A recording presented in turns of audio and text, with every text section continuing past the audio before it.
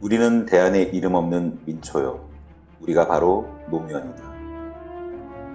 2007년 12월 19일 전대미문의 국제사기꾼 이명박이 태생을 속이고 거짓으로 점철된 정치 공작으로 말미암아 국민을 기만한 대한민국 대통령에 당선되는 참사가 벌어지고야 말았다.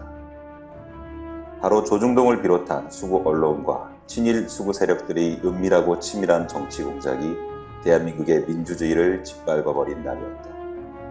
이에 대한민국 민주주의를 수구 부패 세력에게 짓밟힌 굴욕감과 분노를 도저히 견딜 수도 용납할 수도 없었던 전국의 민초들이 범죄자 이명박 탄핵과 민주주의 회복을 도모하고자 속속 결집하였으니 우리가 바로 안티 이명박이다.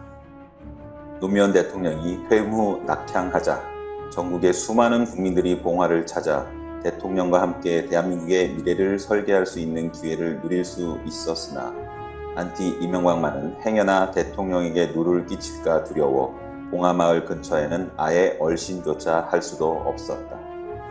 천민자본에 중독된 국민들의 외면과 수구들의 탄압 속에서 외롭게 투쟁을 이어나가야만 했던 안티 이명박이 결국엔 광우병 촛불 문화제로 이명박의 한반도 대운하와 각종 민영화를 무산시킬 수는 있었으나 노무현 대통령 탄핵 당시 분신으로 항거했던 백은종 대표가 구속되는 등 수구들의 탄압이 집중되면서 결국 안티 이명박은 가깝고도 먼 곳이었던 봉화마을과의 연을 완전히 끊어야만 했다. 2009년 초 천민자본의 우두머리 머슴 이명박이 결국 용산 학살을 자행하면서 관망세를 유지하던 국민 여론이 들불처럼 걷잡을 수 없게 타오르자 수구들의 화살은 곧바로 봉화마을로 향했다. 대한민국 민주주의 버팀목이었던 노무현 대통령의 명예를 숨기시며 다시금 거세게 타오르는 민심을 잠재우려던 속셈이었다. 노무현 대통령이 서초동 대검에 출두하자 진을 치고 있던 수구들의 모독이 거세게 쏟아졌다. 이제 안티 이명박은 더 이상 노무현 대통령을 멀리할 이유가 사라졌다. 노무현 대통령을 지켜내야만 했다. 투쟁 중 사나운 홍보부 대표 아름다운 청년이 더는 수구들의 모욕을 지켜볼 수가 없던 나머지 연막탄을 투척해 수구들이 그 더러운 아가리를 단숨에 틀어막고 장렬히 체포되었다. 그리고 얼마 지나지 않아 비보가 날아들었다. 믿을 수도 용납할 수도 없는 대통령의 서거였다. 지켜드리지 못한 죄책감에 지체 없이 대학문으로 뛰쳐나갔다. 분향소를 세우고 철거대기를 수십 차례 반복한 끝에 하나 둘씩 모여든 수많은 민초들이 마침내 경찰 병력을 몰아내고 분향소를 사수해 대통령의 마지막 길이나마 무사히 배웅해 드릴 수 있었다.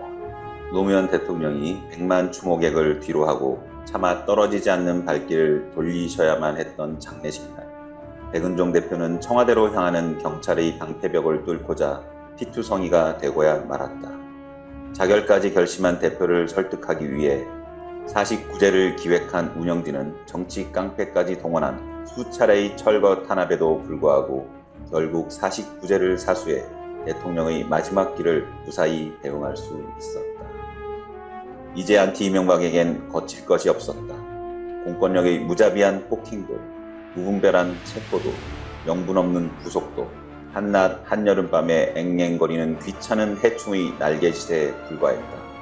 수많은 운영자와 활동가들이 투쟁 중에 장렬히 산화했다 한들 또 다른 이가 기꺼이 이름 없는 총알바지가 되어 지쳐 쓰러진 자의 빈자리를 메꾸었기에 가능한 투쟁의 역사였다.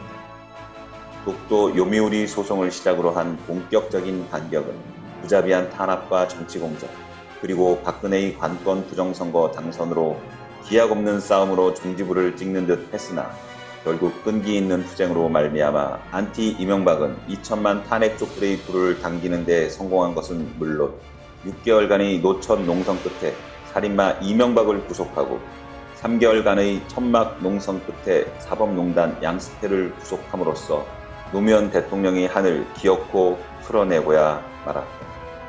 그리고 마침내 우리 안티 이명박은 당당히 선포한다. 노무현은 죽지 않았다. 우리는 대한의 이름 없는 민초요. 우리가 바로 노무현이다.